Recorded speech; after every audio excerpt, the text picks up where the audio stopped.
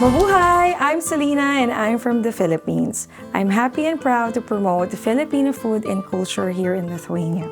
So every year, every April, we celebrate the Filipino Food Month. And this year is very special because we are going to highlight cultural connection of the Filipino cuisine with our Southeast Asian neighbors. In this video, we're going to feature recipes using common ingredients found among our Southeast Asian neighbors. And today, we are going to be joined by Luke from Singapore, who is going to share with us a very delicious Singaporean dish. So welcome, Luke. How are you? Hi. No, I'm so glad to be here. Hi, Hi, how are you doing? It's great to be here. So my name is Luke, and I'm born and raised in Singapore. And I'm here in Lithuania to be with family. My wife is Lithuanian. Now, I've previously lived a fairly, shall we say, international life. So I've previously lived in New York City and in Oxford in the UK, and now I'm here in Lithuania. So one of the ways that I feel is very important for me to maintain a tie with my homeland is through cooking. So by necessity, I've become a little bit of a more fluent cook, shall we say. Yes, I think it's very common for Asians who are living abroad, particularly in Europe. So we kind of, become the home cooks in the family. Yeah. Okay, so Luke, what are you going to prepare for us today? And tell us more about the dish that you're going to And maybe you could jump in at any point of time if you see some similarities here. Yes, please. Definitely, I see lots of similarities with Filipino for food. sure. So the dish is called Char Kway Tew. And it's a traditional Singaporean dish, but it's also, it has its ethnic origins in South China. So with Char Kway Tew, char means to roast or fry, to fry something. And Kway Tew actually refers to the noodles here, rice noodles. Kway Tew literally means rice noodles. So Kway Tew, I believe, is Hokkien, and in Cantonese, which I'm ethnically Cantonese, we would call it Sha He like river noodles or something like that. So that's what we are. It's mainly a seafood dish. So would you like to know a bit more about the history? Yes, please. Tell us more about the history of your dish. So the history of it is it started out in southern China, and it's from fishing villages. It's a relatively humble dish, which is why I like to eat it as sort of soul food or comfort food occasionally. So what it is it's essentially a base of rice noodles with some vegetables, and we'll walk you through that. A good, generous, helpful base of ketchup manis or sweet soy sauce, and I'll explain what that is in a second. And seafood. So here we've got a mixture of clams, calamari, and shrimp. Is this going to be a soup? No, it's a stir fry. It's a classic stir fry. And so for those of you out there watching this, you might feel that it's relatively complex and that you have to be a Chinese chef clad in the real Chinese robes with real Chinese... Or use ketchup manis, which is not very common. But really all it is putting it in a wok and stir frying it, as the name suggests. I see. So basically anyone can do this from home? Anyone can do it, and I'll walk you through the steps. So this is a walk with Luke. That's right. Thank you so much.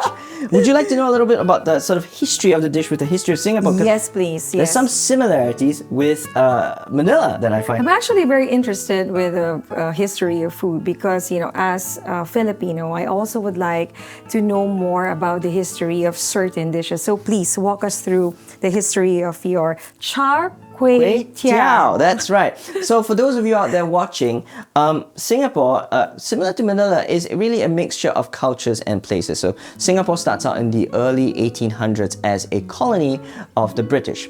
Now the result of that is it grows rapidly throughout the early to mid 1800s as a port city of the British. And so the British colonial authorities need to import in a lot of labor, much of which comes from southern India, and these are Tamil speakers, and also southern China. So these are Cantonese and Mandarin speakers. So as a result of that, we have 4 official languages in Singapore. Interesting. Would you want to guess what they are? Salamat is close to one of them. It would be Chinese, definitely. Probably a bit of Indian, so Tamil. That's right, from South India. Malay. Because you're in the Southeast Asian mainland. And I don't know what is the last one. English. Oh, English. Right, yes, I forgot. English. So then you have this Singlish, which is Singaporean English, if I'm not mistaken. So the way that the dish was prepared traditionally, it's a very good and hearty dish, as you've seen. A lot of carbohydrates, some fiber, and your seafood right there. So it's really a great dish for dock workers. So it fits into what we call hawker culture in Singapore, which started out from areas, people selling food around the docks, pushing little carts full of food. And so hawker center. Hawker center. And it's really difficult because what you want is a dish that is full, it's hearty, it's hot, it's fresh. So the stir fry helps for that. But at the same time, you can't afford, if you're cooking from a small dish place, to sort of have an elaborate preparation. Right. So hawker owners or hawker stall guys in the past in Singapore would wake up very early at about 5 or 6 a.m., pre-prepare everything, and then combine it for the final stir fry. So you have the mix of both worlds there, and what you're eating is nice and hot and fresh. And that's really how I prepared it today. So a little bit of heritage there. And is it only with seafood, or you can use other types of protein? So right now, here what we're going to do, so that it's a little bit more inclusive, we'll actually sort of pre-prepare a version, a small portion of it, that is just with the seafood. But we actually do have a portion with pork sausage there. So here today we're using Fuet sausage from Catalan, Spanish sausage, because we cannot get the original Cantonese lap cheong sausage. Okay, and for your seafood, do you need to use fresh, or you can use the frozen ones as well? Well, here I've used frozen because it's much easier. There's not a lot of shellfish fresh here in Vilnius. True. So frozen works, and if that's not flavorful enough, you've got your friends right here, the sauces to make up for that. Right. Okay. So now, would you like to start the dish? Sure, yes. I can. Okay. So please, what will be the first step? I was actually going to suggest that before we start the dish, would you like to have a drink with me? Not alcoholic. Okay. Yes, please prepare some. Is this like a Singaporean drink? That's right. So in Singapore, we've got a great tradition of drinks. You'll find shops that are just catered only to drinks, and that's because Singapore is very hot year-round and you're working very hot. So here I've got humid, just like Manila actually. So here I've got some rose syrup, and let me get you a portion so that we don't get too thirsty as we're doing it. Wow, I feel so spoiled today. We'll have drinks as well. It's my pleasure. So all I'm doing is adding in a little bit of lemon juice and rose syrup here. Now, when this is done in Singapore, we sometimes like the version called bandung, which is a slightly different kind of rose syrup, and it's more Arabic than this. This, I think, it's more European, and it's a substitute that we have. I agree. And we also drink it with milk, so it's a nice pink color. It looks just like salted bashiai, for those of you familiar with Lithuanian food. And milk meaning like any dairy, or you can use the alternative like soy or coconut milk. You know, that's a great idea and suggestion, and I think you might have just invented something new there. I've never tried it myself. Right. Okay, maybe we can do that next time. Yes. Cheers. Cheers. Okay. How do you say cheers in... we use Tagalog? the Spanish word, which is salud. Salud. Yeah. And in the Chinese? Or the Japanese, we could say kampai. Kampai, yeah. So it's similar. In Chinese, we just say kanpei, salud. Okay.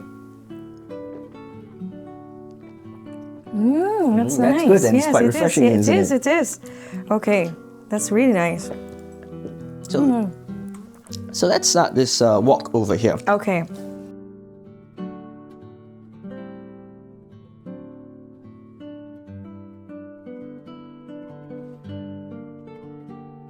Okay, so how much oil do you need? How much oil? That's a good question. So I use a little spray bottle here.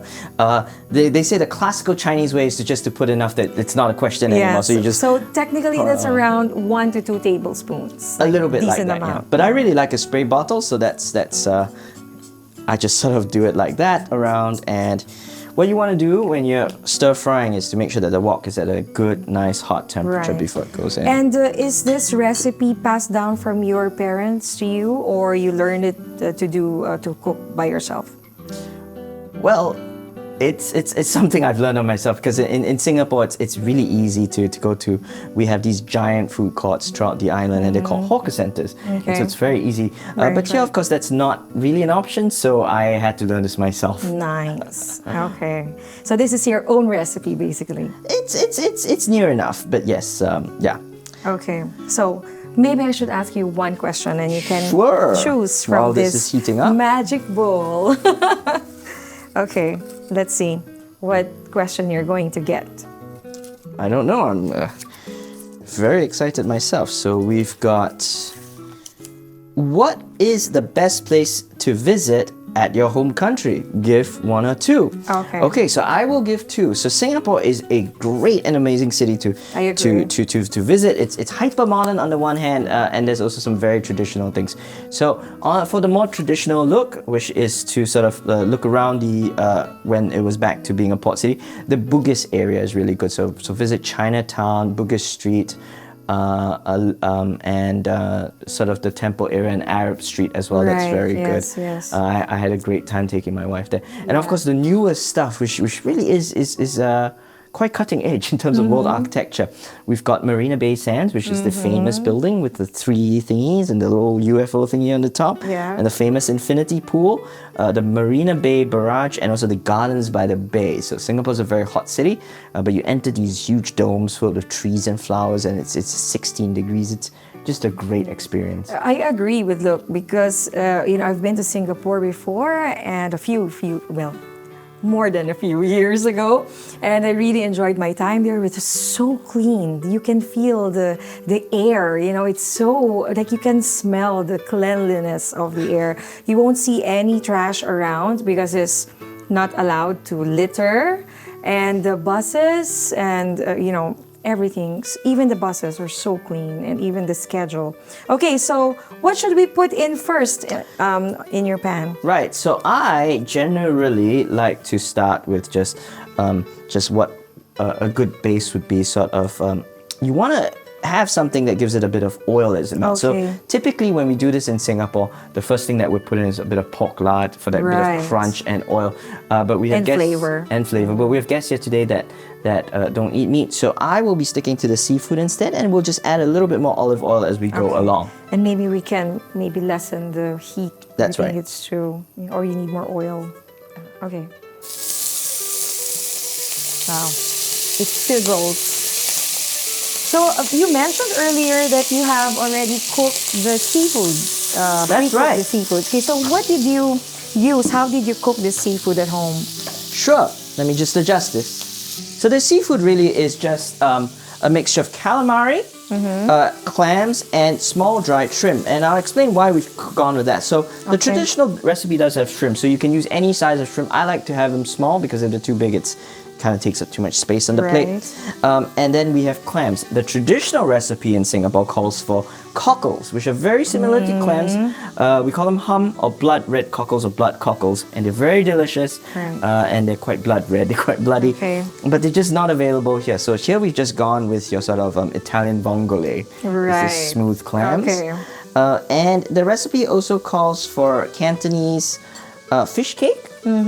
But we don't have that here, so I've just added in some calamari for that. I see. Okay, so is it similar with the texture? That's right. And fish cake, as you know, on the outside is a little bit fried and dried, and so to get that bite in, we're going to use some bean curd here, some bean curd skins, and I'm just going to slice them up. And did you make this yourself? Oh no, this is store-bought. Oh, okay. So where do you buy this, and maybe tell us more about it? Well, there's a shop actually not far from here called AsiaPandaJos.lt, and you can Google that, and they sell a bunch of Asian things. It's not a very big shop, but I do like that the ingredients there are very authentic. I also buy myself from Asia Panda. Yeah, and yes, Asia Panda, yes. And they have a physical shop as well. Yeah. Would you like me to walk me through the ingredients as I put them in? Yes, please, tell me, yes. So, and hold on, before you continue, can you use mussels for this dish, or you don't typically use these mussels? You know, I'm sure there'll be purists that'll say that there's a certain fixed recipe to it, but the truth is, if you really look at the spirit and the history of it, when it came out as a sort of comfort food, a basic food from southern China, they were using leftovers. Right. From the catch. Of course, yes. Which is a bit, it gives more taste. Exactly. So I don't see why you wouldn't go with mussels as long as it's tasty, and that's the Asian secret.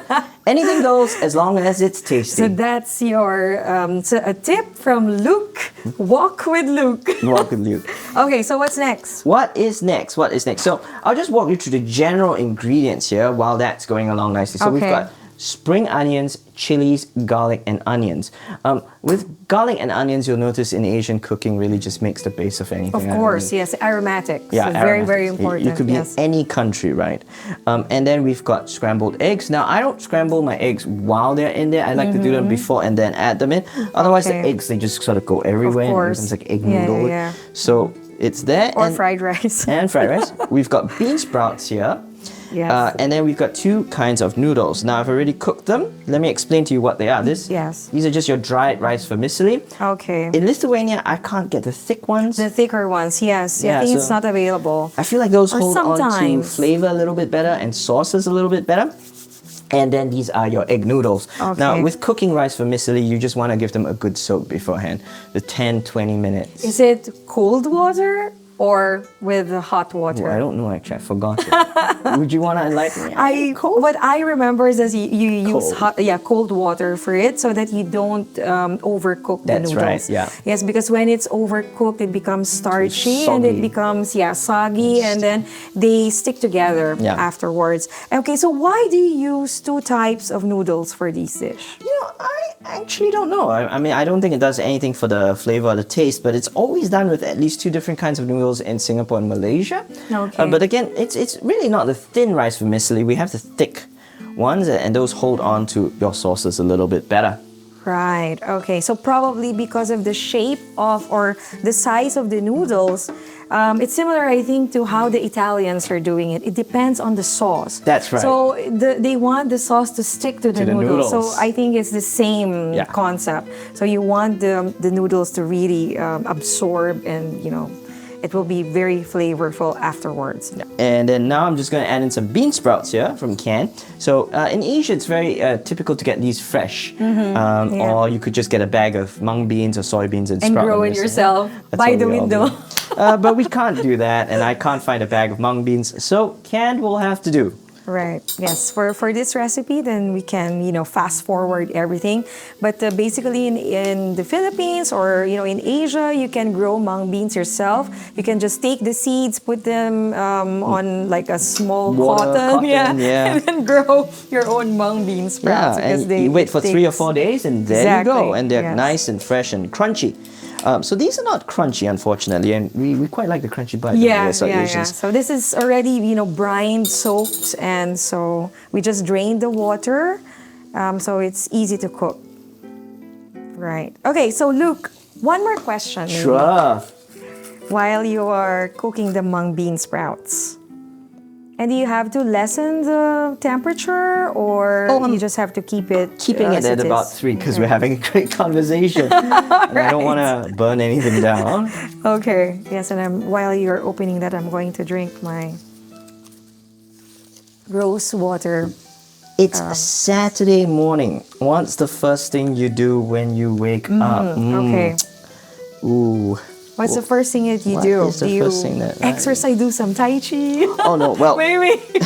Well, my wife likes to have coffee or tea in bed, so I try to wake up a few minutes early and make her a glass of coffee or tea sometimes. Breakfast in bed. Maybe not breakfast in bed. For that, I don't want to be too presumptuous, and I'll have to wait for her to give her orders, and then I'll be at a Chinese restaurant and I'll cook what she likes. Okay. So. All right. So what is your typical breakfast, by the way? What is my typical breakfast? So I'm going to answer this like a true Asian. 80% of the time, my breakfast is just a lighter version of last night's leftovers. Because I just don't like wasting food, and that's Asian. I actually really like a lighter but savory breakfast. That is something. So I don't know if you're familiar with like the Malay nasi lemak, which is coconut rice and some chicken and sambal. Because maybe people will ask us like, why do you eat rice in the morning for breakfast? Well, in Asia, it's very common, even in the Philippines, because probably this is, we attribute this to the farmers, the rice farmers who are working very, very early in the morning, or the fishermen who work very early, to go to the sea and fish. So basically, they need substantial, heavy meal, and they eat their leftovers from the night before and then cook it. So they need basically protein and carbohydrates. So that includes fried rice and the certain meat. So plus egg. Plus egg. Yeah, so that's the protein that you need, and then that will help them to, fuel them for the rest of the day. right. So probably similar. It is, yes. yeah. It's absolutely very similar. And another thing that's a bit unique about Southeast Asia is I think we use banana leaves for everything. For everything. So I'm going to be serving this on a banana leaf. Right. But where this comes into play is, if you're out there working in the fields in Southeast Asia, you could just take a bit of rice and a little bit of dried fish meat or a pork sausage, wrap it up in banana leaf, and that's your ration for the day. Exactly. Yeah. So in Asia, you don't throw anything away. So you can use those even like the cuts of meat that you normally do not use here in Europe, like cheeks and neck and knuckles. So we use all of that for mostly everything. Yeah, mostly everything as well. So here I'm just going to start slicing up some spring onions.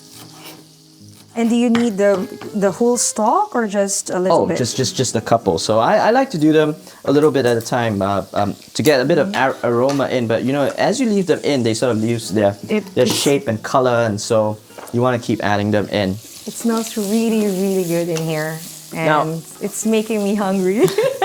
No, thank you. That's a massive compliment.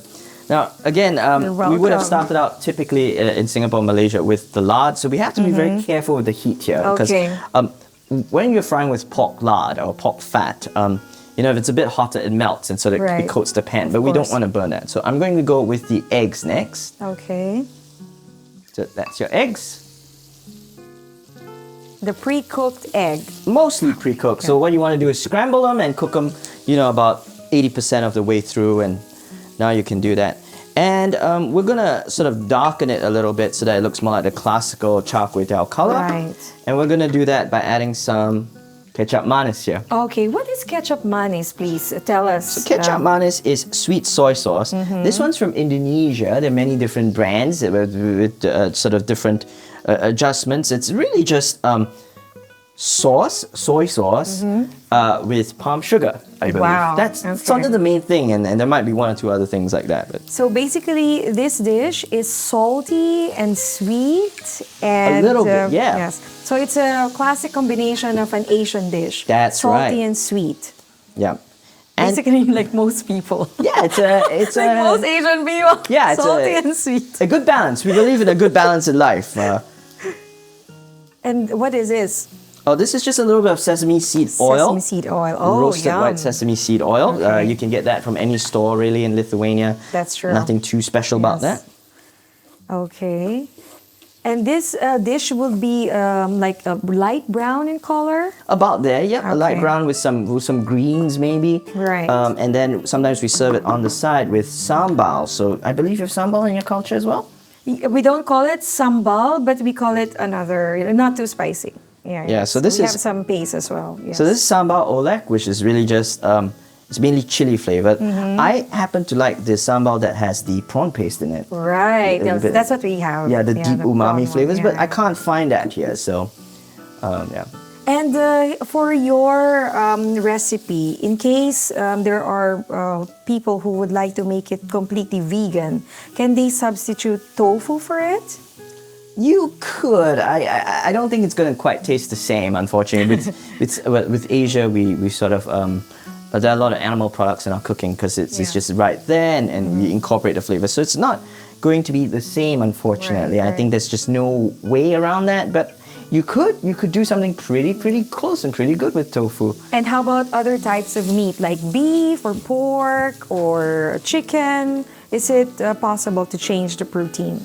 Well, I've never thought about beef. I think beef would be difficult because beef, takes a long time to cook and can get yes. very hard if you don't do Right, it. of I course, think and chewy. pork would be the best substitute here because pork is, especially even lean pork's flavorful and sweet. Right.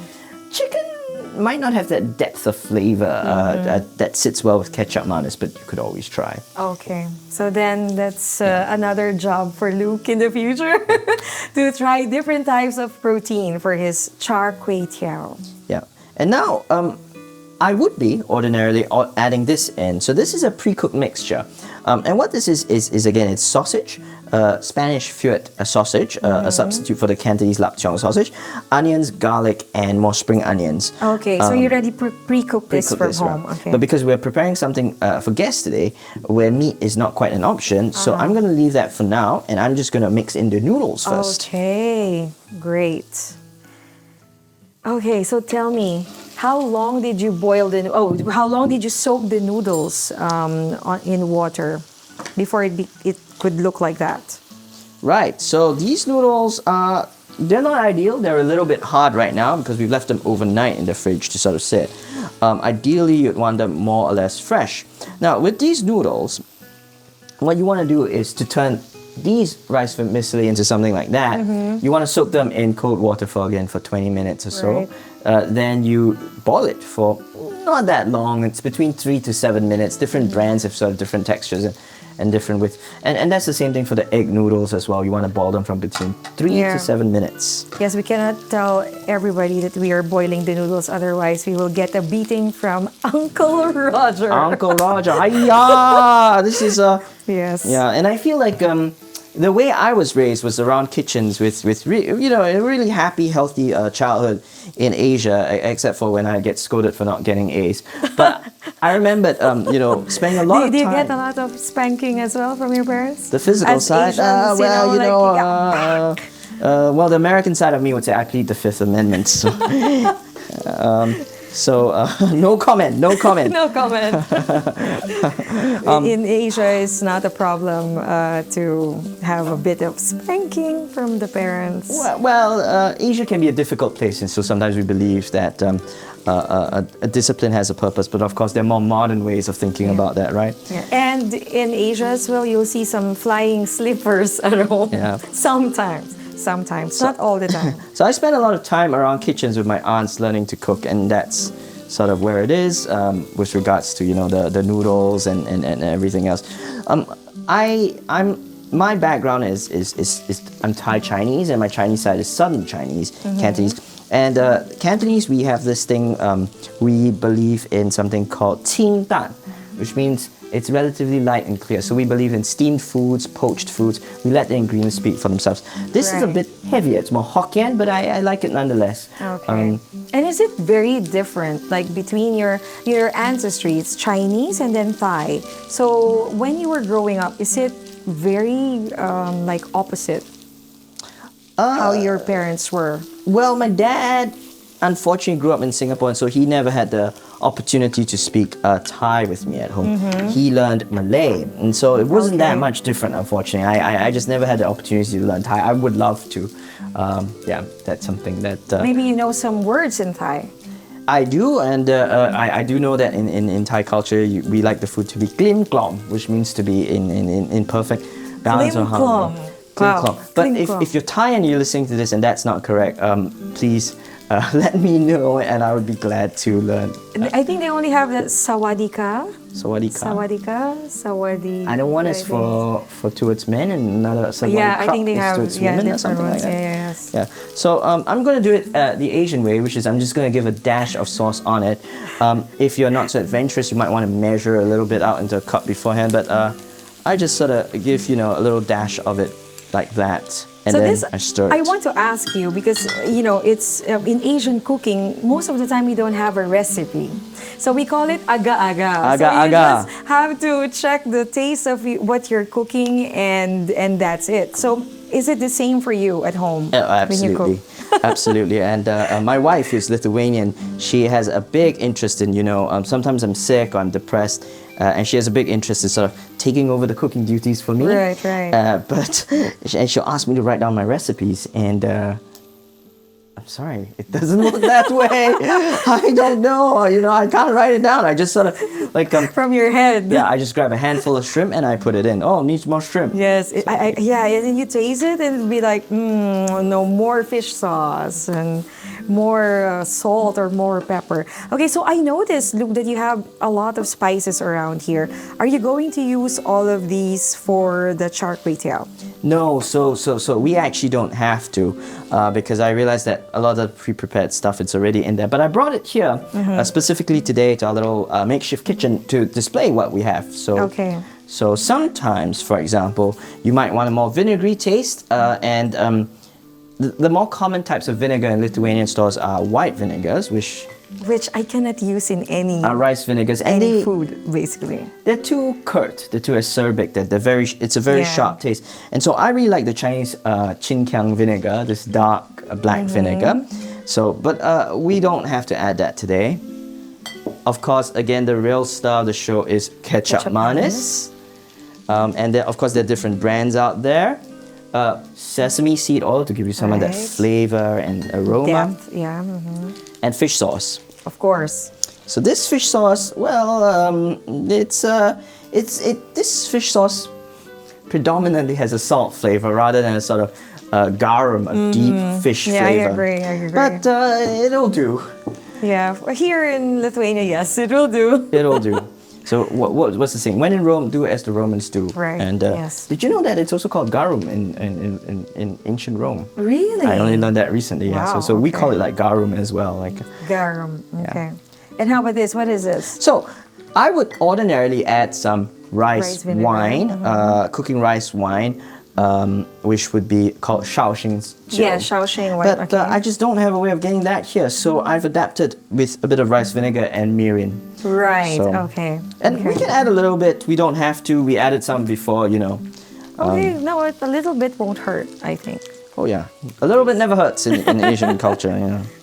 Okay. So how about is this garlic? Or is this garlic or chili powder? So we've got sesame seeds. 1 second, we've got here. Okay, sesame that's seeds. just your common sesame seed, and in Singapore it's not often served with sesame seed, but sesame seed's always tasty and always good to add. And here we've just got some gochujang chili flakes. Oh, okay. So if you want it a little bit spicier, Nice. And that's for serving. that's for Okay. serving. Yeah, right. Okay, And it smells really so I'm good. gonna serve this first portion before we add that in, Okay. so that we have a more inclusive approach here to dining. And can I ask you, why did you leave this pancake alone? Or you Well, I don't brought need to 3, use but it just didn't seem necessary. I can Maybe add you it can in put it later. later on, Yeah, like a that's right. We garnish. can. Yes. Okay, and there we go for the first portion. Okay. So we have a little bowl. This is the egg. So, For the egg, yes. Okay. so we can serve some for our guests who does Right. not eat. Oh, you can separate the. Okay, right. Okay. So one more look before you serve that today. I'm going to ask you to answer one more question. Sure. There's one here with a Lithuanian challenge. Would you like to try? Ooh, I hope so. I'm game for it.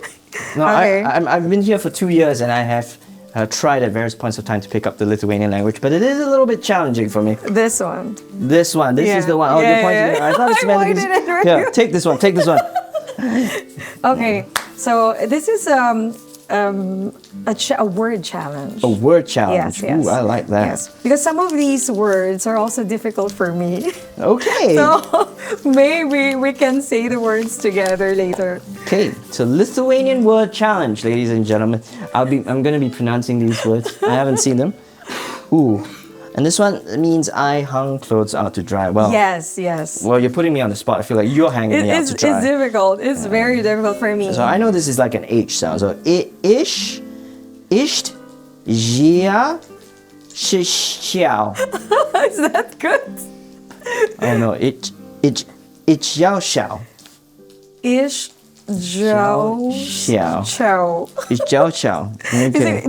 This screws me up. The S Yeah, the S and the sh C, that's together, the- and then you add the sh and the j together. I'll tell you what, as a Southeast Twist Asian, my I'll say that my That's tongue it. is for tasting food. It's not for Exactly. pronouncing words. Okay, So- so that means I hung the clothes to dry. Oh, Ish, to dry. Ish, Joe, chow. Ish, xiao, xiao. Okay, I don't know if that's correct. Okay, the second one, maybe it's a little bit easier. And it means helicopter. So let's go for it. Like a helicopter. Strytarsparnis. Strytarsparnis. Sregtas Parnes. So if you say that 100 times, you sound like a helicopter. I think so. Yeah. Sregtas Parnes. Sregtas Parnes. It should be a tongue twister. Tongue twister. Well, it's a helicopter. There you go. Sregtas Parnes. Okay, so the last one. This is also very, very difficult for me. And I struggle when I say this. I don't know with you. Okay, let's give it a shot. So it's towels, and the word for that in Lithuanian is rankšluosčiai. Rankšluosčiai. Rankšluosčiai.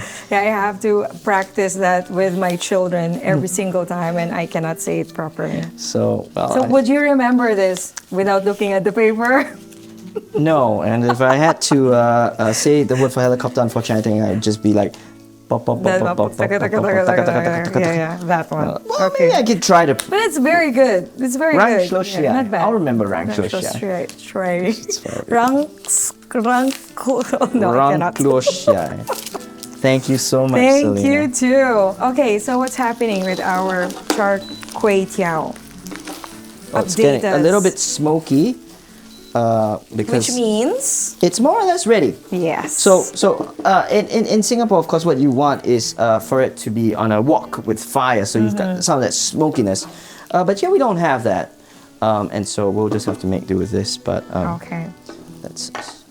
And then this tray is for you to serve your final product. The final one, yeah. Okay. So are we going to serve your noodles absolutely. or okay?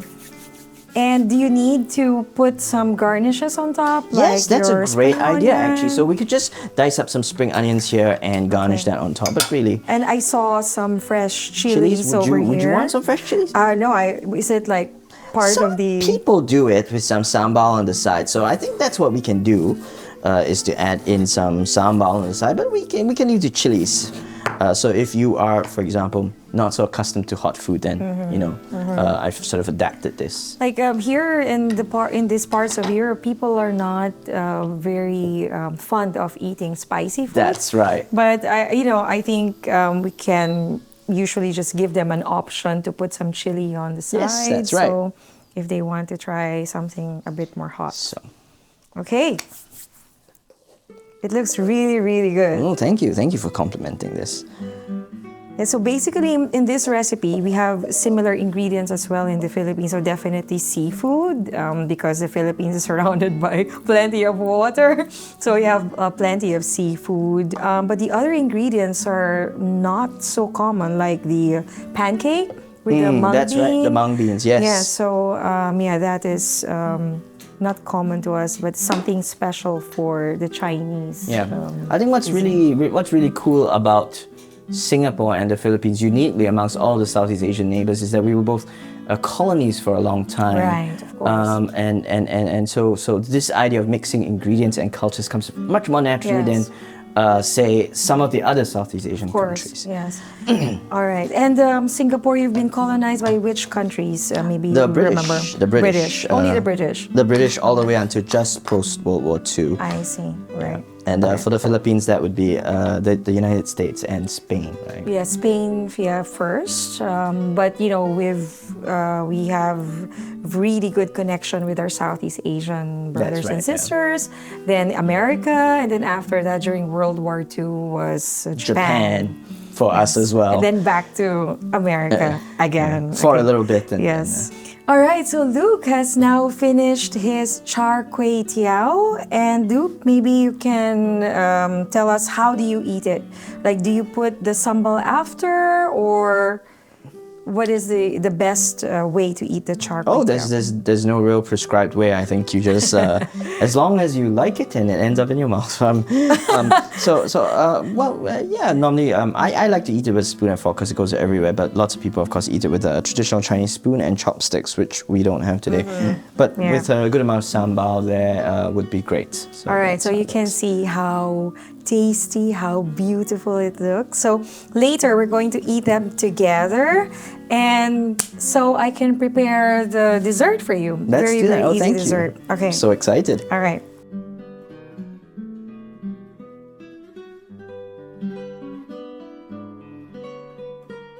Okay, so to complement your char kway tew, I'm going to make a very light dessert, and it has coconut and pandan, which is, I think, very common. Very similar. Yeah, to our countries. And I'm going to add the tapioca balls. We call it in our country sago. I'm not Sego. sure. It's the same. It's sego. All right. Okay. So this dessert is basically very, very easy. You just have to combine ingredients together. However, there are ingredients that you have to prepare beforehand, like the pandan jelly, which you have to mix. It's just a mixture of agar-agar, water, sugar, and you just have to boil it and put it in the fridge, and it will set. So I kept everything vegan. Okay. So today we're going to typically in the Philippines, we use evaporated milk and condensed milk for this. But today I decided to make it vegan. So we're going to use coconut cream for this, and we will just list our ingredients on the link. In the link. Okay, so this is around 300 grams of coconut cream. So when you take out the coconut cream from the can, there will still be some liquid left. So you don't have to use the liquid, you don't have to mix it. You can just take out the cream. And the liquid you can use for other recipes, or you can discard. All right, so this is coconut condensed milk. So you still call it milk, but it's made from coconut, so it's suitable for vegans. So it's coconut and coconut condensed milk. And you can see that it's not too watery compared to the dairy version.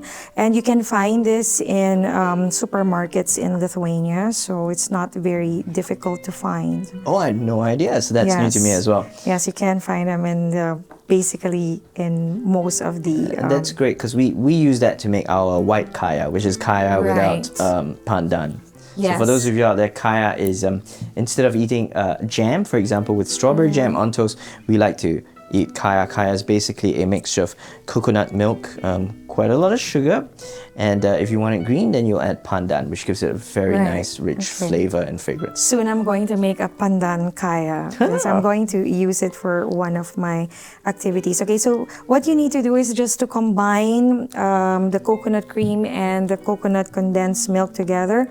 Make sure that there will be no lumps, because the coconut cream could tend to clump, but make sure that everything is in room temperature. Room temperature, I was going to ask that. Yes. Always in room temperature, so they're always, easy to combine. Okay, so next, basically you can put all the ingredients here. So this is the boiled sago or tapioca balls. And how do we boil it?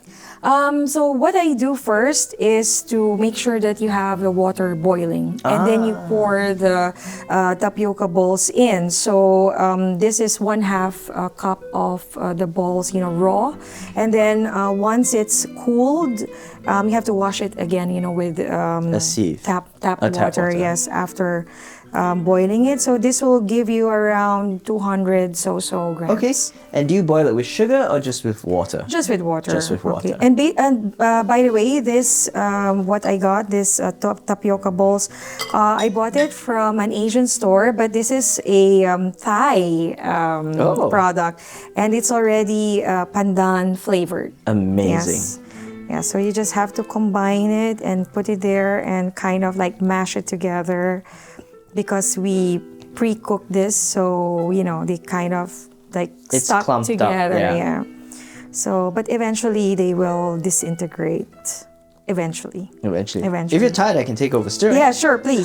Yes, please help me. Okay, so next, we have our pandan. Oh no, the green colored cocoa jelly. Jelly. Yeah, which I think you can find here in Lithuania in what is this brand of drink? Mogu.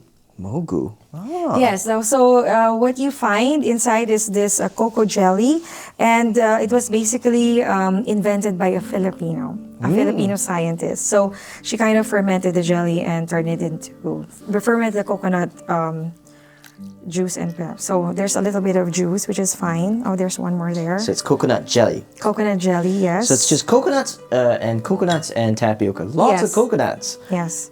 And this is what we made the night before, the coco pandan gelatin, which, we use agar-agar for, so it's vegan. That looks amazing. I can smell it from here, that deep, Pandan. rich coconut. I think I'll just flavor put everything in, so Go we for don't it. waste any ingredient. And last would be some bits of coconut, young coconut, which you can also buy from supermarkets here in Lithuania. So just to add more texture to our salad. Go for it. Okay. In the Philippines, we use the fresh coconut and we kind of grate the coconut from the shell. Yeah, that's right. I do that and too. then we put it directly, but it will be in strings. But since we don't have it here, so I use the young coconut and so basically that's it. This is our salad. In the Philippines, we call it buko pandan because buko is coconut in the and Philippines pandan. and pandan. So what we're going to do is to just put them in individual containers. And by the way, if you want it a little bit runny, then you can add a bit more condensed milk or a little bit of, the coconut cream. But I think this consistency is okay. Pretty and good. I'm happy with it. And if you want more sweetness, then you can add a bit more condensed, coconut condensed to it. So yes, so that's it. This is our easy. It is easy, right? It is. I mean, you were talking the whole way. It took 5 minutes. It is very, very easy and anyone can do it. So as long as you have, and you don't have to make it pandan if you don't like, you can just use coconut, like make it coconut with a bit of jelly, which is fine. Could you maybe add in toasted almonds or something like that? I think so. Yeah. Because it's such You're a not great allergic. base for Yeah, so yes. many things. Yes. Basically, it's a salad, so you can customize it, put whatever you prefer. Yeah, So it's fine. And I think that's the beautiful thing about Southeast Asian cooking is that it's quite customizable. A bit like True. Lego, you just mix and match. So that's even in our culture, we tend to be a bit more free-spirited, and True. we just go with the flow. I agree with you. I agree with you. Okay, so that's it. And then we is can amazing. Yeah, share it with everybody. Okay, so Luke, so while you are doing that, so we are now reaching the end of our cooking video. But I want to ask you a question, before we end this. If you had a mirror in front of you, okay, so in that mirror, you can choose. Either you're looking at the 10-year younger Luke or the 10-year older Luke. What are you going to say to Luke in that mirror? Well, if it's a 10-year younger Luke, it would be that. Well, I did not really expect to sort of be living my life here in Lithuania, and it's still I'm still in an adjustment process. It's only my second to my third year here, but I would say life is an adventure and just go for it. To my older self, I'm not sure. I'd say I promise to work out a little bit more so that you don't end up with hip pain and high blood pressure. Right. Because sometimes I'm asthmatic and the weather here is quite difficult, so I'm not as active as I should be. But life really is an adventure, and look, there's Southeast Asians here in Lithuania, and there's some Lithuanians in Yes, Southeast yes. Asia. So It's just I think like a few of us A few of around. us, yeah, a few of us. We appear. And now we're going to try the Char Kway Tew. Okay, so show us how do you try it? How do you put it? Well, in this your- is not so ideal, but I we'll give know. it a shot Yes, anyway. yes. Normally, it would be with either a spoon or a fork or a chopsticks. chopsticks, Yes. but let's try. Okay. Can I try it with a little bit of sambal? Yeah, you can. You can. Maybe it's very spicy. Just a bit.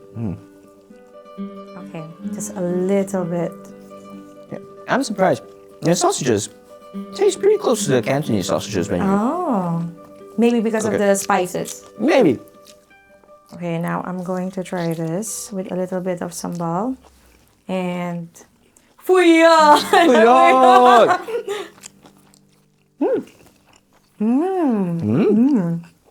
It's good.